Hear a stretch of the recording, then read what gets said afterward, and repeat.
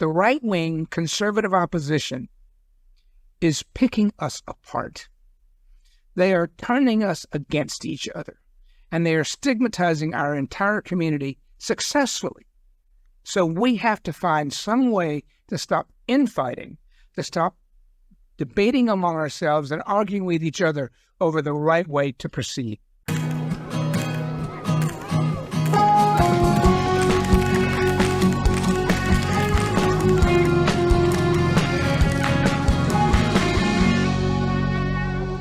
Hi, this is Mike Balaban.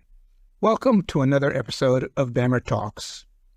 Today I have an especially important topic that I want to raise, and for a change I'm going to keep some notes handy. I hope you won't mind, but I want to make sure that I do this justice, and it's a pretty complicated subject.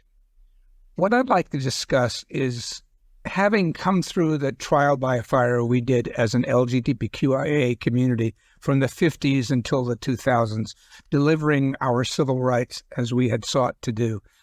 Now, where do we stand and where do we go from here? And in particular, how do we contend with the rising opposition to LGBT civil rights in the U.S. and in other places around the world?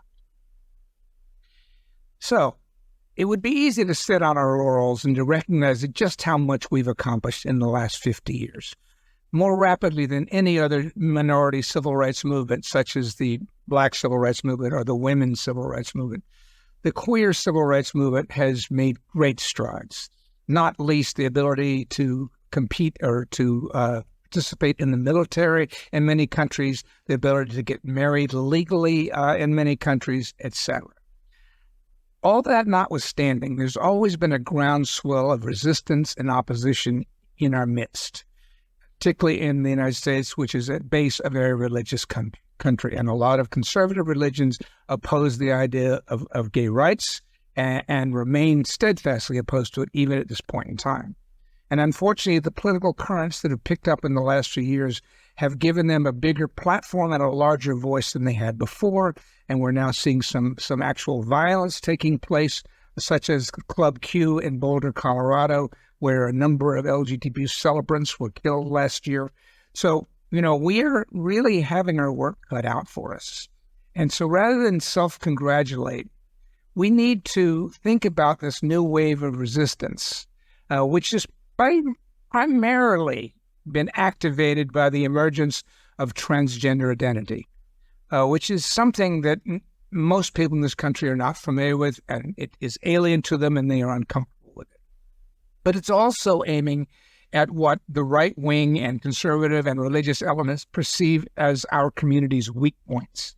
The fact that school curricula might involve LGBT civil rights, but at the same time take away from parents' rights to determine what their kids receive in an education.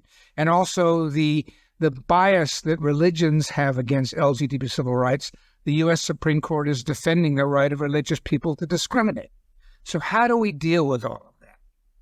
Now, meanwhile, what used to be a fairly uniform, manageable alliance of mostly gay men and lesbians from the 1950s and 60s right on up until the 1990s has mushroomed and has been magnified many, many times and exploded into what today is called the LGBTQIA plus alliance, or in shorter and easier words, the queer community. Although that name is triggering for a lot of people like me who spent decades of our lives fighting against the use of the word queer to describe us. So these many groups who all fit together under this acronym don't actually feel like they have much in common. And in many ways, they don't. I mean, yes, we are all outsiders. We are all seeking acceptance into the mainstream. In some cases, we share sexual orientation. In other cases, gender identity. In some cases, neither of those. But in the end, I think we have a lot more going for us together than we do separately. So let me explain the divisions that are popping up in our community right now. Younger queers are critical of older ones like me, especially gay men, for being privileged, for having been the dominant voice of our movement for so long. And in many ways, they feel like it's our time to get out of the way, hence the expression, so long, boomer. There is a lack of recognition for the hard work and the achievements that my generation accomplished. But in the meantime, the feeling is it's our turn. We need to have a voice. And that's understandable. Older gays and lesbians feel dispossessed and unappreciated and even frustrated by the all-or-nothing insistence of younger queers, first of all, on the use of that word queer, which bothers many of us. Secondly, on insistence on the correct use of pronouns, which for many people, they weren't raised that way, and it's a difficult adjustment. Also, there is a militance regarding the whole notion of gender construct and an unwillingness and inability to understand why people of my generation just don't get it, have a hard time in understanding and in processing it. And so the result of all this is, to those of us in my generation, younger queers can sometimes seem like they're unwilling to compromise, that they have no understanding of how things got where they are and how difficult they are to change.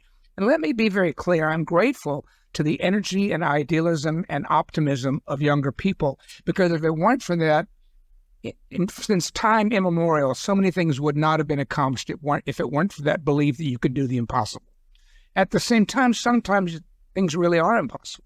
And sometimes you're barking up the wrong tree, and maybe you're fighting a losing battle, and maybe having the voice of experience by older queers like me to say this is a moment when maybe it's wisest to put our gunpowder to use in another way is worth listening to.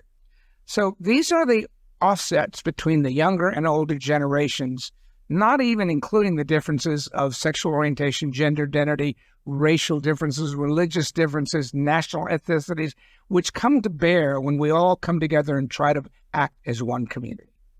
And amid this disharmony, the right-wing conservative opposition is picking us apart. They are turning us against each other, and they are stigmatizing our entire community successfully. So we have to find some way to stop infighting, to stop debating among ourselves and arguing with each other over the right way to proceed. I have several ideas and suggestions. Again, I'm open to many others, but let's start with what I propose and let's take it from there. We have to come up with the means of unifying us, mobilizing us, and getting us to fight together. How do we do that? First, let's focus on our similarities rather than our differences. Let's try to think of the greater good involved in sacrificing the perfect for the possible. Secondly, let's listen to the stories of others in our community who are not like us. Let's empathize. If I am a gay white man who doesn't really understand the concept of transgenderism, in my heart, in my gut, and by the way, I do. I have several friends, and it's taken me a while to get here, but many of my peers don't. If I'm someone in that position, what should I be doing? I should ideally seek out somebody who's transgender, but even if I don't seek it out when I am exposed to it in the course of life, welcome the opportunity. Go and listen to that person. Ask questions. Try to understand, sensitive questions. Try to understand where they're coming from.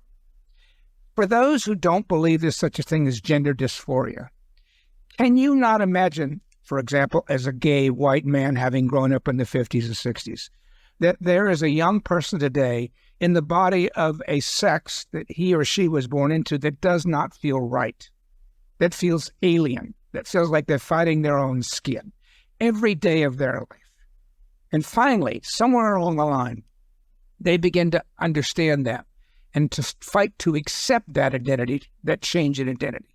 And in so doing, when they finally get comfortable enough that they can tell someone else important to them what they're going through, and then hopefully find acceptance and support from those friends. And the result of all of that is they can then begin to come out broadly as transgender, to accept who they really are and to be their true selves.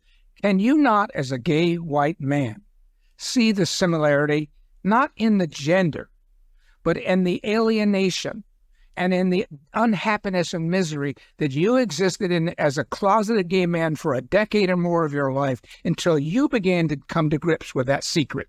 You began to process it and try to accept it and try to realize you weren't a bad person, and then finally take the step of telling a close friend who didn't reject you, and then begin coming out more broadly and finally living your true, authentic life. That's what transgender people are going to.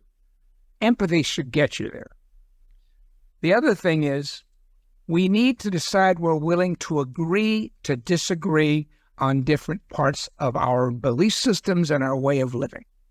We're not always going to agree. I have Republican Trump-supporting friends who are gay. I try to talk them out of it slowly, slightly, but they're not convinced.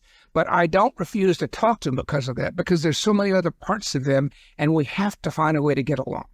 The same thing with respect to people. I have a very wonderful transphobic lesbian friend. She feels like lesbians are being excluded and shut out of life, that people no longer respect and honor her for all the fights she put into our movement in the 70s and 80s and 90s. And she feels like trans women are trying to make lesbians date them. Nobody can make you date anybody you don't want to date. So we have discussions on this, and then we get to a point where we disagree and we have to just move on. So do that with your friends, because otherwise the world will be balkanized into small, separate enclaves of only the few people who feel exactly as you do. Finally, and most importantly, particularly for young LGBTQ people, ditch your complacency. You've never lived in an era when we didn't have some or all of the civil rights we do today. I have. Believe me, it was horrible. And you probably don't believe deep in your gut that we'll ever return to those dark ages. They can't really take those away, can they? Well, yes, they can. Look at what the Supreme Court and the religious right just did to women's right to have an abortion. Gone. Overnight. Why? Because people didn't take it seriously, mobilize, activate, and fight, visually as hard and as long and as fast as you can. That's what we have to do as LGBTQ people. We have to make a commitment to action while there is still time. How do we do that? That I don't know. I have a number of friends in the movement who are the heads of organizations like Lambda Legal. I'm going to be meeting with them. I'm going to ask them what they're aware of that may already be taking place that I'm not. And if they aren't, there isn't anything what we can do to start formulating groups, teams, unity, not only among LGBTQ people. We need to bring in corporate allies and make them prove they really are allies. They're just not there for the money. We need to find celebrity supporters and get them to stand up for us. We need to find our families and our friends and say, I need you now. Be vocal. Give money. Vote. Tell other friends. Bring people out. We have to find a nonviolent form of resistance, much the way that ACT UP did in the 1980s when the AIDS fight happened. They were very successful, and if you contact me privately, I'll tell you about an amazing book that will tell you the template they use that perhaps we ought to adopt. As Barney Frank, the former powerful first openly gay congressman, said to me in my interview about 6 weeks ago, we're actually going through something not surprising. The reaction of the rest of the world to the idea of transgenderism is new and alien and uncomfortable. They will probably get there much the way they got there with gay men and lesbians in the 70s and 80s, but it's going to take a decade of discomfort. That being the case, there's no guarantee they will get there, and we need to make sure they do. And how do we do that? By banding together, by listening to the stories of those in our community, by putting them full front and center in front of the world and helping them get there as well. This is Mike Balaban. This has been another episode of BAMMER Talks. Thank you for listening.